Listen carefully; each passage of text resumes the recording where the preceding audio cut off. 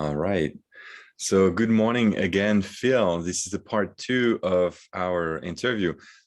How are you doing today? I'm doing great. It's 3:30 here in Ireland, and the weather's beautiful. And I've been out and about today, touting my business, just dropping in randomly on shopkeepers and small businesses and introducing myself because I'm starting my practice here in Dublin this week. And it's been a long time coming. So All right.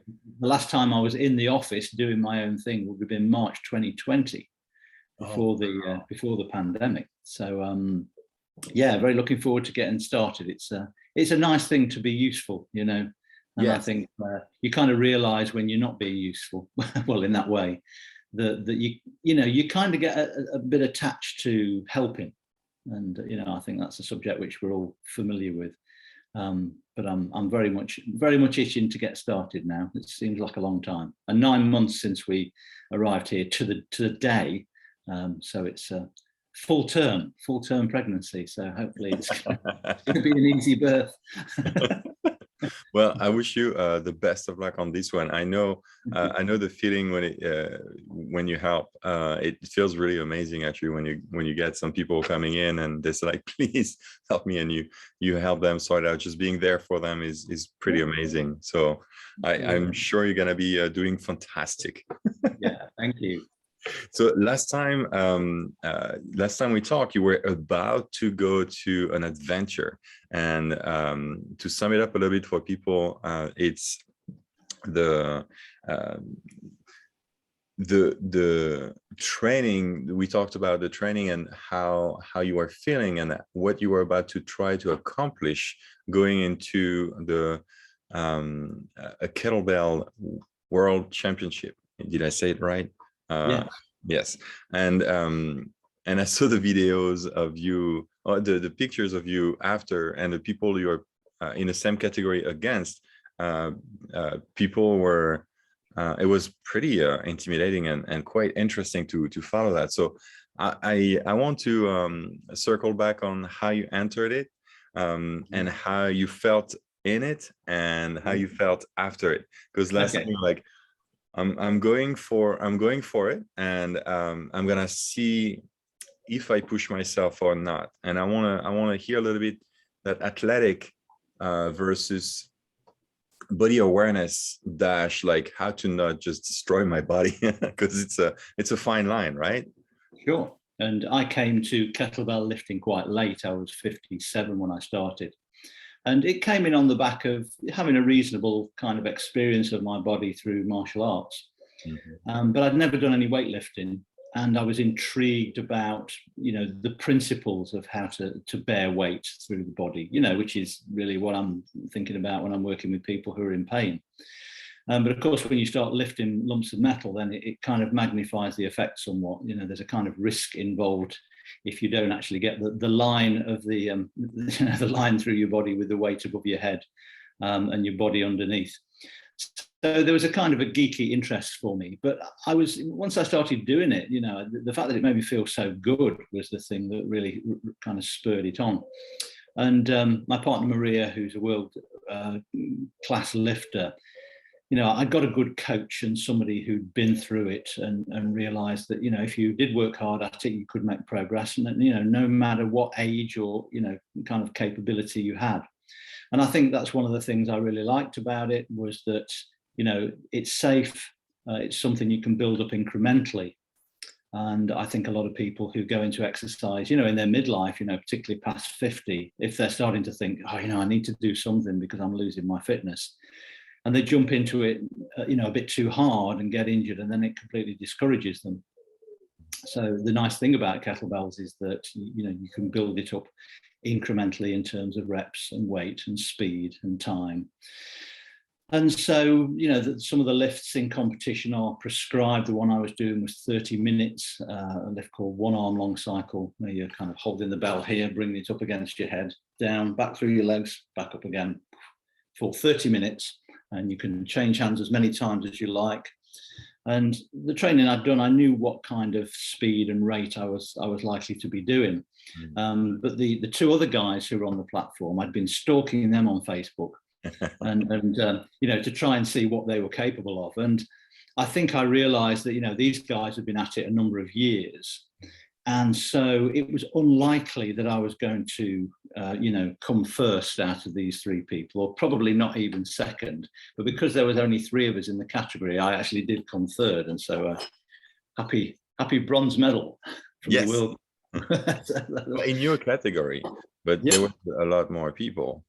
Oh yeah, absolutely. I mean, because there's different body weights, different age ranges, different lifts. There's such a lot of variation. And to an extent, you know, the fact that I was able to be part of that competition, you know, kind of pays homage to the fact that it's very inclusive, and there's a lot of variation in terms of who can do it and what kind of lifts they can do. So I kind of went into it after my training thinking, I'm not going to win, you know, I'm not going to get a gold medal, but I will get a bronze medal because there's only three of us. But will I be able to come second?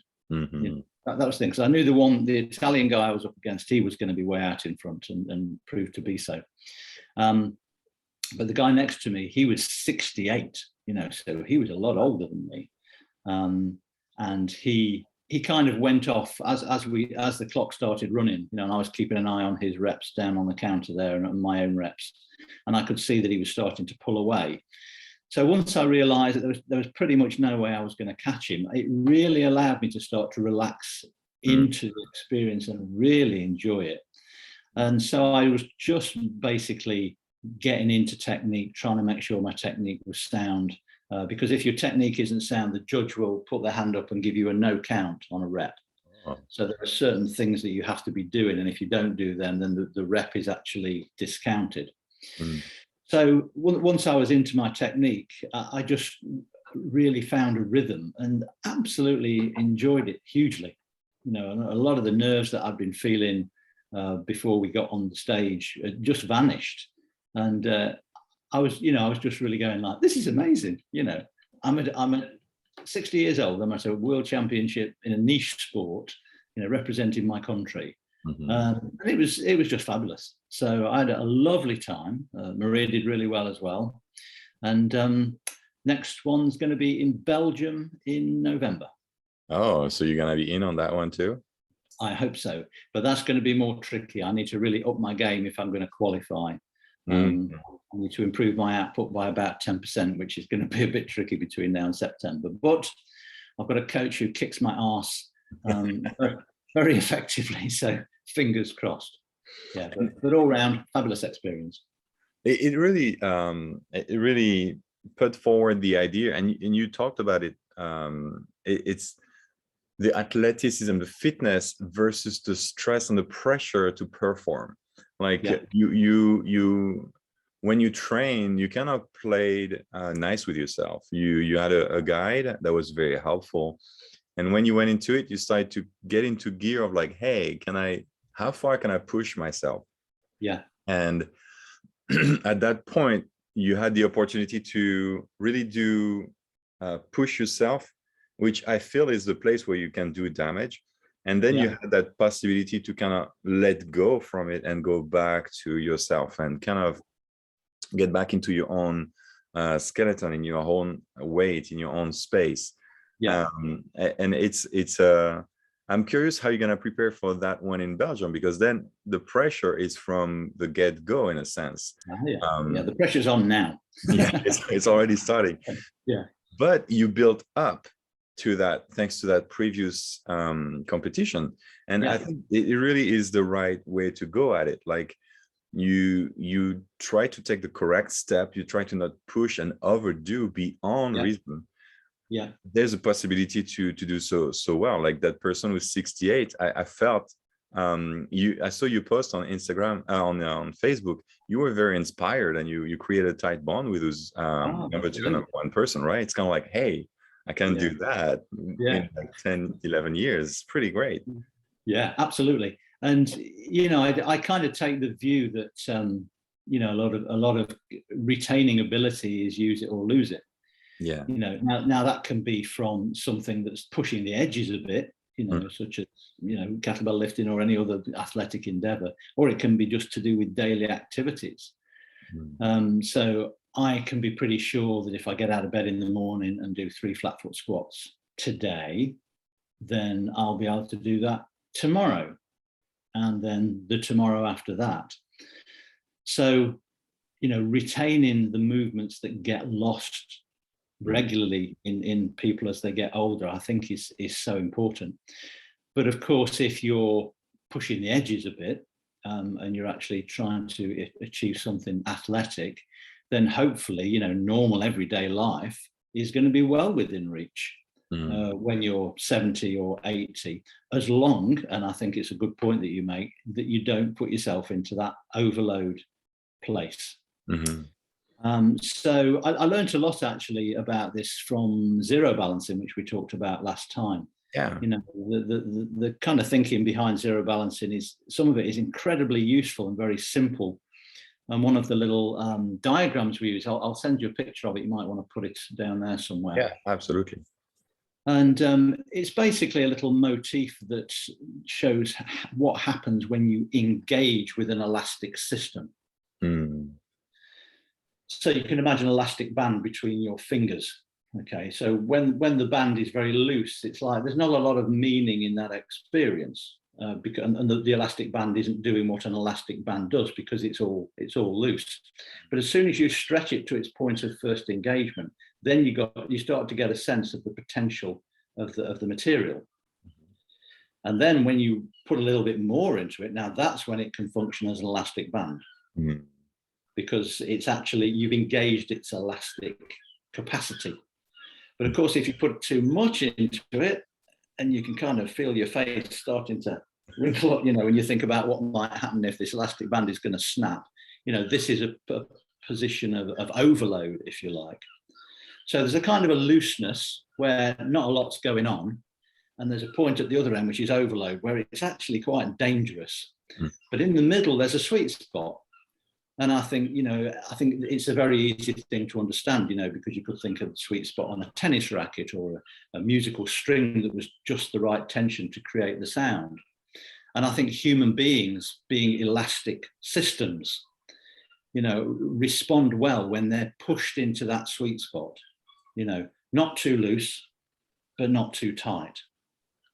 And it seems to me that as people get older, what seems to happen is that they lose elasticity in their body.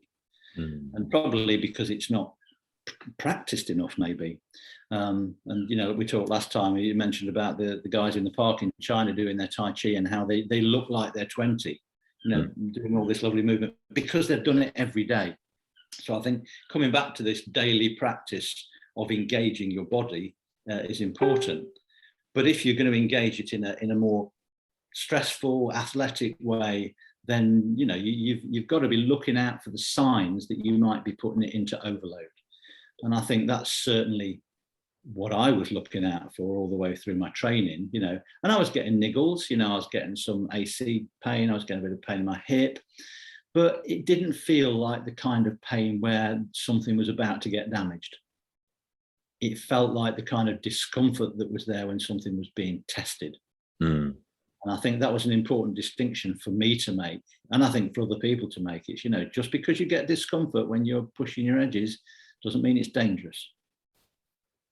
And I remember our martial arts teacher used to stand us in these horrendous stress positions for huge lengths of time, you know, until we were cursing him under our breath and wishing we'd never come on the workshop. And he said, the reason I do this is to teach you the difference between emotional pain and structural pain.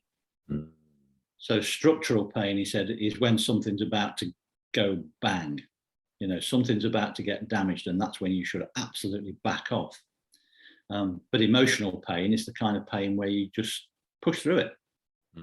You know, you disregard it because it's not about damage, it's just about challenge. Yeah, I think it's a very important distinction. And a lot of athletes get not so much lost in a concept. I think that's why it's important to have people like you working on concept and conceptualization of this, to offer it back to the people who may have a job all week long and decide to train for a big event, but don't have a trainer necessarily behind that. Excuse me. So when you have a concept like the elastic is very straightforward, and you can see, if you don't use it, it gets dry, and then you pull it, it breaks. But if you keep on using it appropriately and use proper tension, there's a use, and it's very easy to conceptualize that for a muscle. Yeah. And I can appreciate that also, that exercise that you give, that example is brilliant. Like the emotional pain and the structural damage pain. Athlete that I talk to, and I'm sure the one you talk to as well, some of them are lost without this concept. They kind of go and feel like, okay, we can go as hard as we can and we'll feel afterward if it was a good idea. And sometimes like, well, I don't think it was a good idea. Yeah. Now fix it. Yeah, absolutely. And I think, if you are pushing your edges, there's a risk. It's not that it's a risk-free activity, and that will be the same, whether you were rock climbing, whether you were sailing, I don't know. But I've been listening a lot to John Vervaeke's video series recently. The guy's a genius. I recommend it to anybody, Awakening from the Meaning Crisis. And it's deep and it's heavy, but he's another one who manages to reduce things to quite simple concepts so that they're understandable. And he talks a lot about the benefit of getting in flow states. Mm-hmm.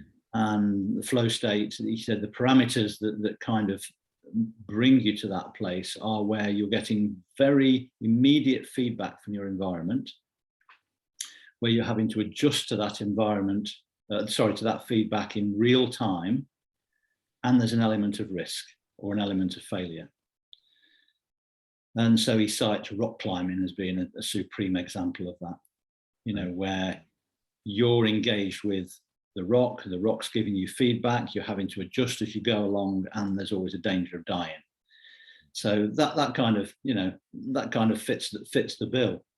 But he said that, when you enter these flow states regularly, then it really changes your cognition, your ability to notice things, your ability to notice patterns and to notice subtlety. And, I certainly see kettlebell lifting as for me, as having that kind of quality. It's very meditative in a way, where you're having to pay attention, particularly with the heavier weights, you're having to pay attention to the feedback you're getting, because if you don't, you're going to hurt yourself. Yeah. And I was watching some of these guys in Portugal, using two 32 kilo belts, and they're for 10 minutes. And it's like, that is just so risky. But they have the skill to do it. But they were pushing their edges in a way which I never will or wouldn't want to. But it's very nice to watch it. You can see that these guys, they've got a lot of bravery about them. And they're addicted to it. And I think people get addicted to this stuff because it does actually put you in a flow state. It brings you into that lovely place where your perception is enhanced to some degree. So I don't think it's any kind of quirk of fate that people, once they get hooked on this stuff, they just keep doing it forever. But there's a you have to be so alert that to stay in the right space, but you feel how you can push and connect with your whole body in a very precise way that there's nothing else that exists for a moment. And it's pretty deep and intense to get in that space. People who are running are doing the same thing with the runner high. Like, after a little bit, you're like, I know when I trained for my running, at first I was cursing. I hated running. And after a little while, I talked to a friend and said, "Why are you running then?" I like the benefit after. And he challenged me to say, well, how about you enjoying as you're doing it? And I was like, no. But eventually I got into enjoying that moment of difficult challenge, that space. And it became really enjoyable. That's where you're like, oh, you know what? I really can't feel my body, my foot pounding on the ground. How far can I take that so that it's not too far? Like you said, that right tension with the elastic, so it doesn't feel like it's going to snap back in your face.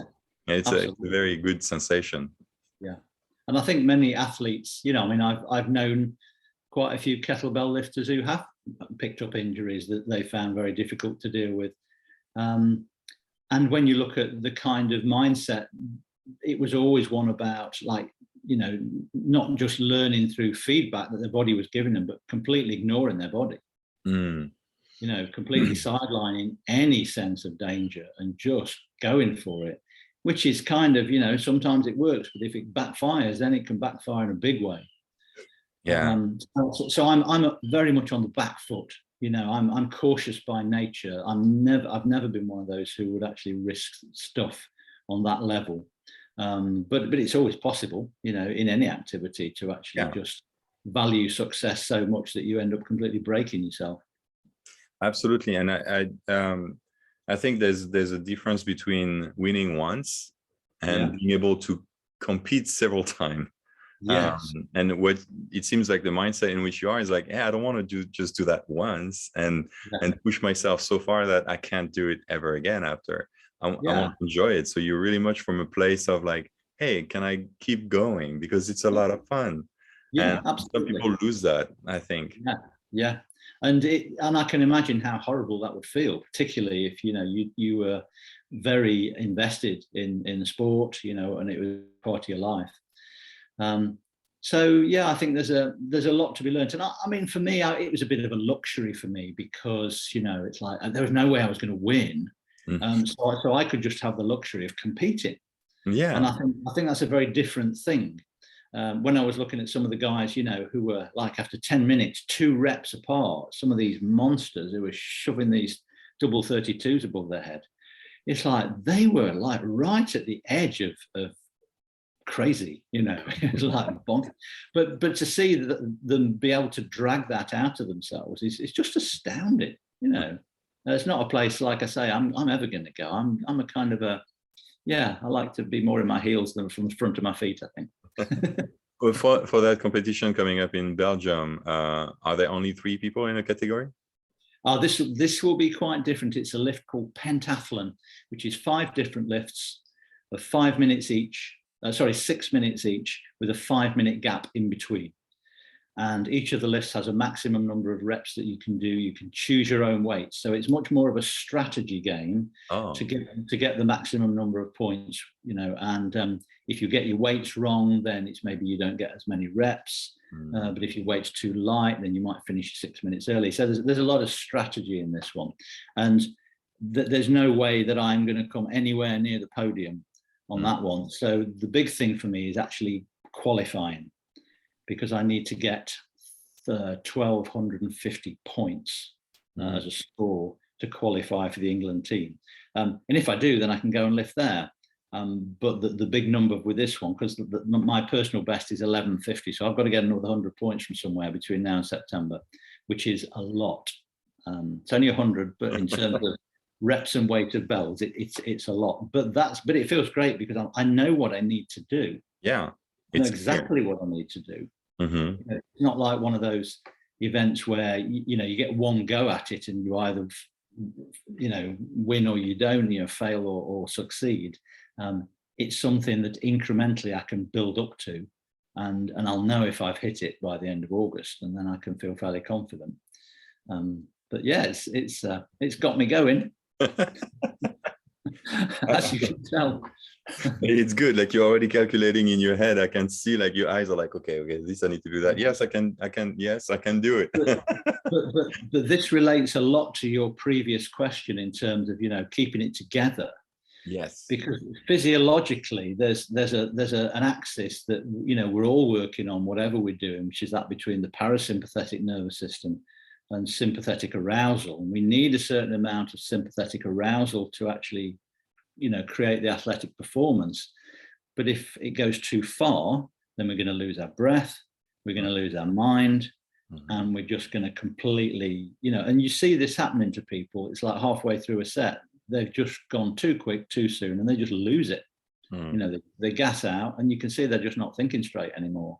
And it's pure physiology. It's nothing to do with kind of mental strength, but I think practicing going into those sympathetic arousal states and coming out of them, you know, I think this is a useful thing. It's like Wim Hof's, you know, the cold water stuff.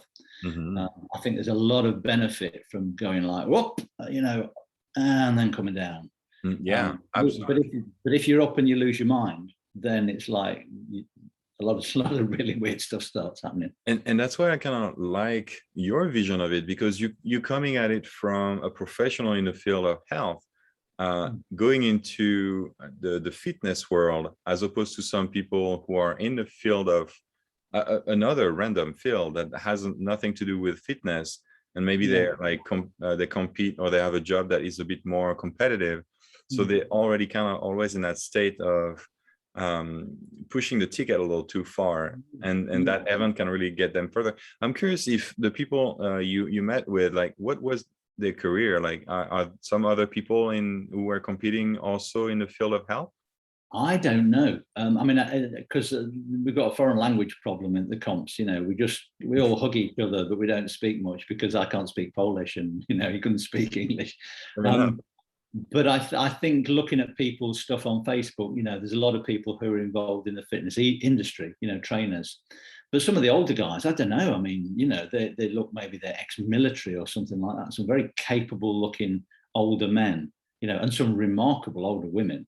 I mean, I can't enough praise the abilities of the women in kettlebell sport. It's just unbelievable. And some of the kids, some of the youngsters who are up and coming, who are the children of the crazy kettlebell parents. It's like these.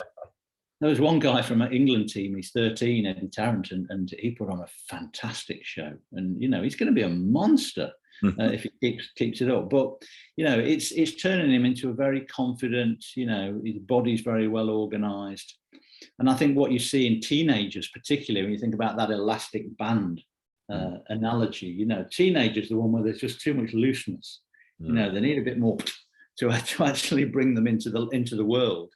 And yet, because of all the hormones, it's like, you start to get the situation where kids are on overload. So I think getting the level of engagement for teenagers is something which is a huge skill. But this young lad, he's fantastic, really fantastic young man. I've got my eye on him to see where he's going to be going. But his mum and dad are kettlebell crazies, they're just, that's their life. So I'm not surprised that he's taken it. So I received the book that you sent me, your book, and I was going through it, and there's some my sticky note are humongous, but there's some stuff we were talking about, and I could hear you having this concept. You talked about the meditation aspect of sports and kettlebell, and I was reading at that third part and that second part. So for people who don't know the book, Unraveling, there's 3 parts. The first part is aids to unraveling with the body, the emotion, and the mind, which I loved the part on the emotion. And after, there was some specific, like in the mind, you talk about silence, that's space, and I really like that. And after the part 2 was the obstacle, the secret, the lies, and the unspoken truth, and witnessing the power of mutual confession. I love the part about lie. I was like, oh man, that's not, that I would have not thought it would be in there. And then the part 3 is what I will call a bit more it's more than the wisdom, but it has to be a bit like that in my space, actually. The first, the more aids to unraveling, like space, balance, rhythm, and cycle was one of my favorite. Change, wisdom, and growth, navigating challenge, wonder, faith, truth-telling, living the truth, and going beyond fear and surrender. So the fourth one I had that I highlighted, silence, lies, rhythm and cycle, and wisdom and growth. And there was some sentence in each one of them. And I'm curious, when was the last time you read your book? I was thinking that the other day. I'm probably about 5 years, I would think. So let's see where you stand on those, on your own sentence. Sure. Letter. So let's start with the lies. The part I really liked was like, habitual and constant telling of life is remarkably stressful. And I was like, yeah. And but putting it into that unraveling concept that you had, how do you see yourself in that concept now? So not necessarily like, how do you see you as like, I know you did some work on that. That was interesting, actually. I really recommend people to read that whole section is really cool how you went at it.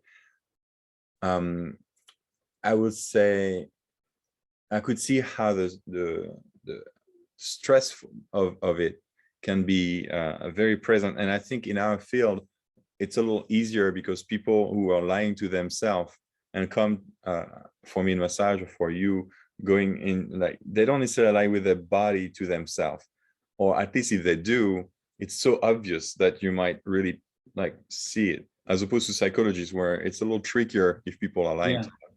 But how do you see that concept 5 years later? I think I would still stand by it, you know, when I wrote all that. I mean, that bit wasn't supposed to be in the book. You know, it was basically going to be just practical stuff about, you know, movement, and, you know, I'm always been interested in the mental and emotional stuff, so that was going to be in there. But, you know, when I started to think about this idea of unraveling and like allowing things to unfold, you know, this kind of smooth flowing of the river through one's life and one's body and one's mind, and how lovely that must feel. Certainly wasn't something that I was familiar with, because, you know, I'd had a lot of trouble in my own life. And I think it was the contrast of imagining how lovely it would be for things to have that sense of ease, and my own experience. That was what really fueled the book. You know, and I always had a sense that given half a chance, things would unfold. You know, if the resistance was lowered, if you like. And so that was what got me into thinking, you know, what are the obstacles to that? You know, what are the things that get in the way? And what are the things that, you know, could be helpful in that process and will allow that to happen more smoothly? And so it kind of all, you know, all of that sits in the sphere of stress, really, you know, and it's like what it is to be stressed. And my take on was that as a generality, as humans, we are a bit split. You know, there's maybe the things that are true to our nature and the things that are conditioned upon us. There may be the things we'd like to be able to say, but the things we're allowed to say. And a lot of that comes from family and cultural conditioning. But there's also this very personal thing about, you know, what if, and this is where the secrets bit came in, you know, it's like, what if I was living a double life? You know, what if I was, you know, the simplest one was something like having an affair, you know. I mean, having buried your mother-in-law under the patio was a bit of an extreme example. But having that kind of double life running is something which a lot of people, you know, experience, and everybody knows how stressful that is. So there's one me that's got this life going on up here, and then there's this other me that's feeding this information to people, which is trying to keep this hidden. So it's this kind of hiding of charged information and the dread of being found out. You know, this is where the stress comes from. You know, this is where it takes us into a more sympathetic arousal state. This is where the breath starts to suffer, where everything starts to go up here. And it's like we're trying like mad to keep the lid on everything. And what everything in there is trying to do is come out. So there's this point of, like, back to our elastic band, you know, overload all the time. And that's a horrible place to be, even for a moment, but to have a whole lifetime in that state, you know, I would say that's dangerous, you know. And as I said, you know, on the cover of the book, this is a speculative thing I'm writing here, you know, way before I discovered anything to do with, you know, pain science, or, you know, looking at what was evidence-based. It was just me having some ideas. An essay. Yeah. And it was just giving a chance for those ideas to find form. So I speculated, you know, that all that stress, all that containment, all that, you know, restriction and reduction of movement and expression is dangerous, you know, and I'll stand by that till the day I die. And because, you know, and again, it's only anecdotal, but anybody who spent time with their hands on people and talking to people in practice, you feel that pressure, you know, you see it and you see the results of it. Mm. And so, you know, the quest was to do more of the things that helped that softness, that flowing, that expression, and do less of the things that restricted it. And whatever you do, don't bury your mother-in-law under the patio.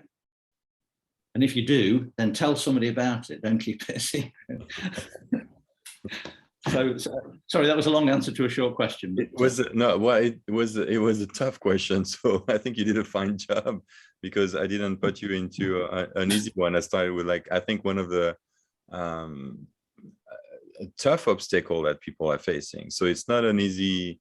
There's no easy out on this one, because there's so many ramifications on what it means to face head on that obstacle, that to unraveling, to being oneself, and to kind of tuck down that stress and say, hey, well, okay, I might have some fun, but is it really, like, am I avoiding so much pain that I'm creating an enormous amount of pain? So it needs to kind of balance out. And the next one are a bit easier, actually. The next one was just about meditation, and you said something that was like, yeah, that totally happened to me. On meditation, you mentioned the vast majority of the practice over time, for the first few months, you'd be asleep anyway. And I was like, yeah, sounds about right. There's that, I think there's that space when you start meditating, you're like, okay, I'm gonna be really calm. Okay, I'm gonna be really calm. And then your body's knocking at the door. It's like, yeah, but you're really tired. So how about you just like sleep? And I had to pass a long time before I was able to calm down and feel rested enough to go back on that. And it seems like it was kind of like your experience too, your way of looking at it as well. Yeah, sure. And, you know, I've met a lot of people who have a regular practice, and I've read a lot of books on meditation. And really, you know, this is kind of, to an extent, old news, you know, that it's a very common experience.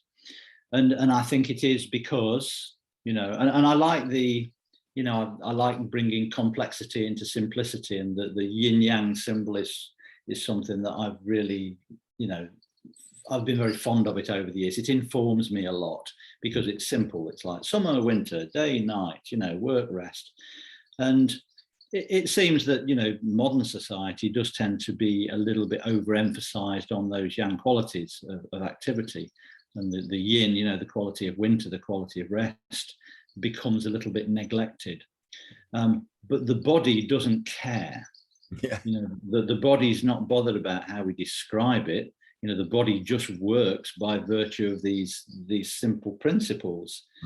So if your whole system is geared towards activity and it doesn't stop and it just keeps going and blah, blah, blah, blah, it's like, give it half a chance, like sit still and it will go wham.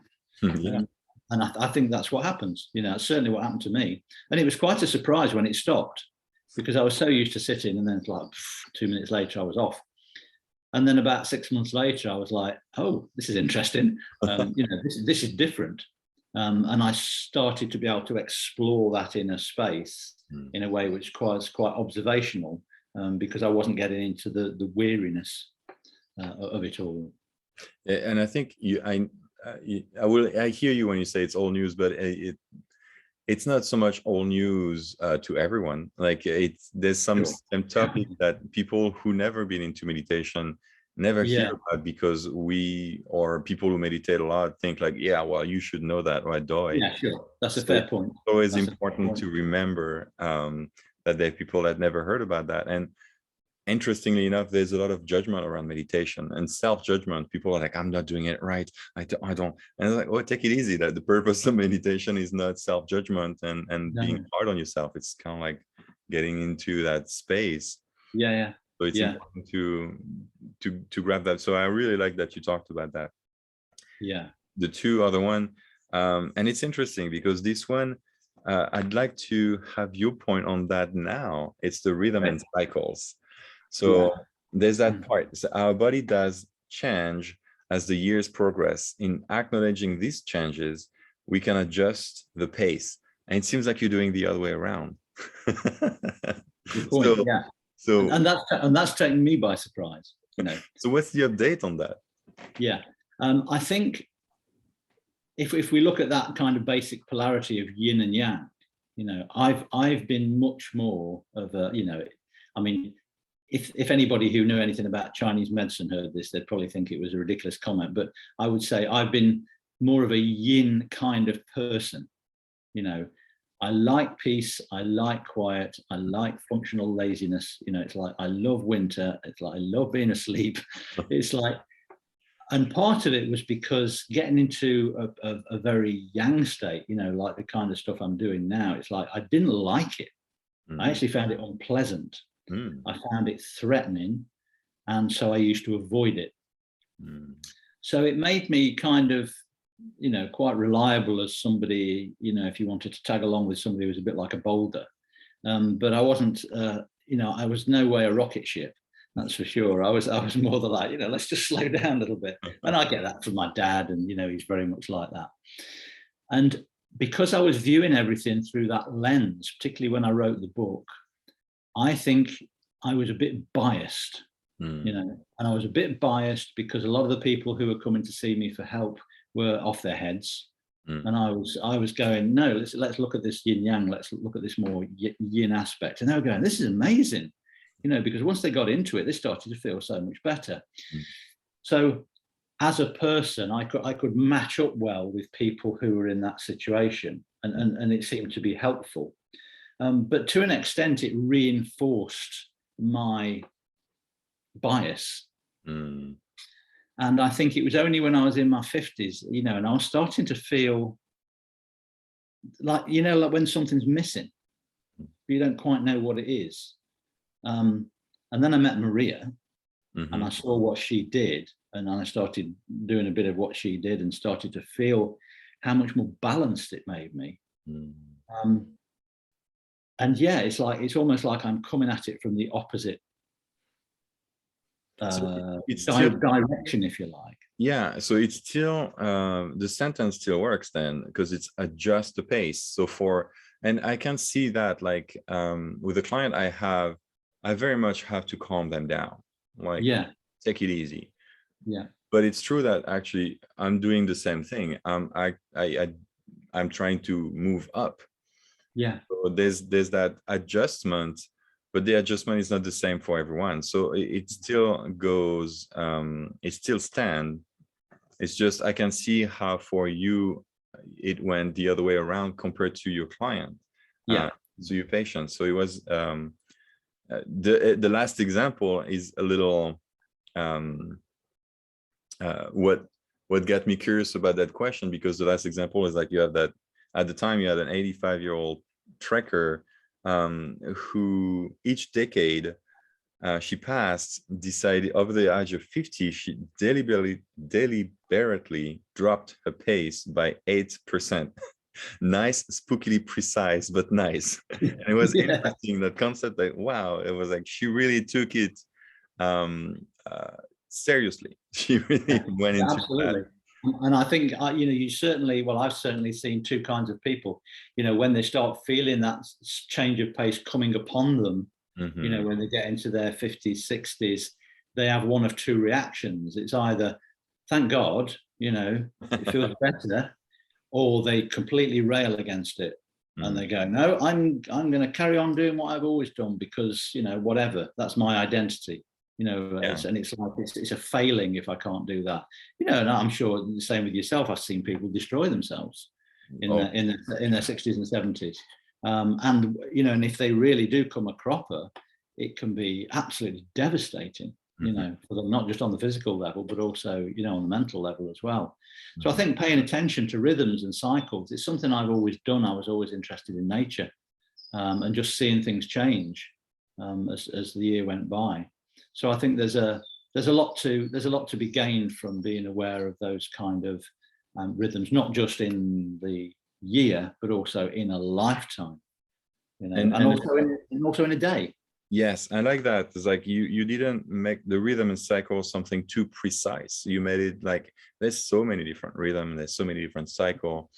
And the fact that you pointed that in a book is a concept that I really liked. I mentioned some of that to some of my clients, not exactly in the same way, but usually when they come and they see me and they're like, I'm not feeling well. Well, what did you do in the past week? How is your life been in the past quarter? What's your decade like?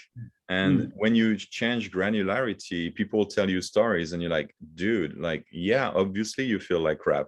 It's like, look at the decade you had, you know? Yeah, sure. And my week was great. Yeah.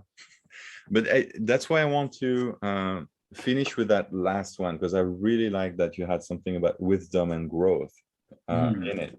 And the idea that who we are now is not who we will be later. And that sentence, believing it to be right simply because I know. And you said that, I'm going to do the broader context here. I used to think that learning from experience was the way that wisdom developed. But if I insist on knowing, as outlined above, I'll probably disbelieve negative feedback that comes back to me from the world and keep on going with the same old strategy, believing it to be right simply because I know.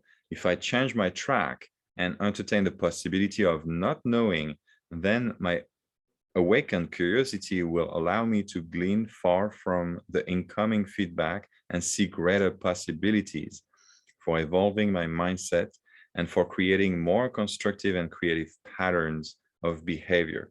And I really like that little chapter in wisdom and that part in the book.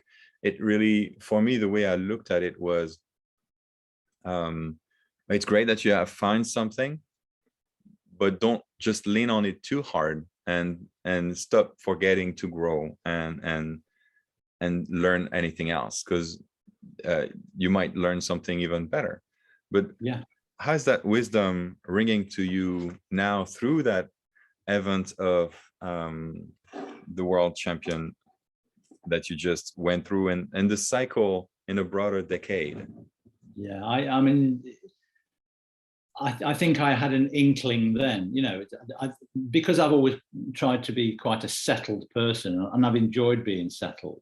It's like when change suddenly comes and finds me, it's like, oh God, here we go. But, you know, looking back, it's like every time that's happened, the benefits have been there. So like when it came to moving to Ireland, you know, and leaving everything behind in England and you know, and starting business again and, you know, having to make new connections, it's like, it scares me shitless. And it's like, I'm going, oh God, you know, do I have to do this again? Well, no, I don't. But something just urges me on. And it's that, you know, and I'd forgotten I'd written that because I haven't read it for a while. And it's also intriguing in terms of, you know, that's what's been going on in, you know, being involved with the pain science world, you know, constantly being challenged, constantly trying to let go, knowing that if you do let go and you allow yourself to be challenged, the outcome is likely to be positive, even if it's really uncomfortable. And again, you know, coming back to John Bevacqua and his Awakening from the Meaning Crisis series, like, just, you know, the way the man explains this stuff is like unbelievable. But he's very clear, you know, that we have this innate desire to improve ourselves, you know, because we realize the interconnection of us and the world and us and the other people in the world.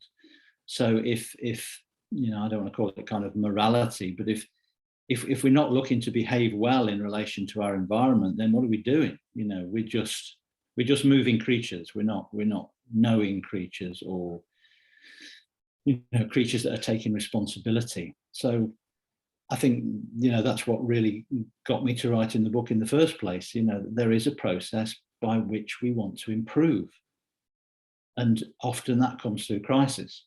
You know, and for me, it was when I realized that a lot of my life was completely false and dishonest, and, you know, and everything blew apart, and that's when the seeds of all this were set. But yeah, let's hear it for change.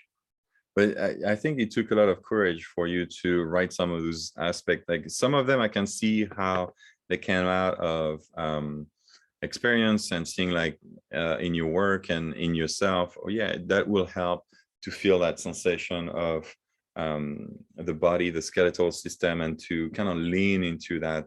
I could see that these aspects were insightful and useful. But going deep down into the lies, the wisdom, the cycle, the growth, I could see how it was much more of a challenge, or potentially was much more of a challenge, because you had to face yourself. And not only doing that, but putting it into a book, you kind of put it out there so that you kind of committed to, well. There was two things, actually. One of, or maybe three things, you know, a lot of that came out because nobody told me I couldn't do it. I just wrote it down. And because I was self-publishing, you know, but I did have a client who was an editor, and she said, oh, I'll read it for you. You know, I'll give you some feedback. And she was like, you can't say that. Well, of course I can, you know, yeah, but people will be uncomfortable. And I'm saying, well, this is partly the point, you know, because we can't reach comfort, you know, if we're not going to challenge ourselves. But the other thing was that Maria had read my book before we met. Okay? So when we started our relationship, she had full expectation that I was going to be this fully accomplished, you know, wisdom master who was the person I was talking about in the book. And it's taken me, I don't think she's forgiven me yet. I said, no, that this is an aspiration. You know, this is me aspiring to what I think is the best I can be. And it's like, if I don't, you know, I slip on banana skins with all of this stuff 50 times a day, but at least I know I'm slipping on the banana skins. Yeah, that's the thing. Awareness is the beginning of change. For sure.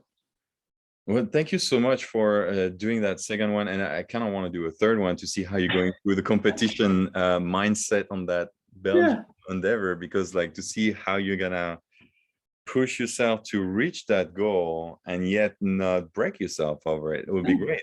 And hopefully qualify and get there. And if not, what happens? Like those very interesting vision in motion, like your vision of being that better part of you in the motion, in the action, in those what actually looks like it's becoming a series now. On how you deal with this before, after, what went through your head during and through your body. I really I'm enjoying this. Yeah, me too. And it's a, you know, thank you so much for the opportunity, because you know, rarely do you get a chance to express, you know, rarely would I get a chance to express my thoughts on this process.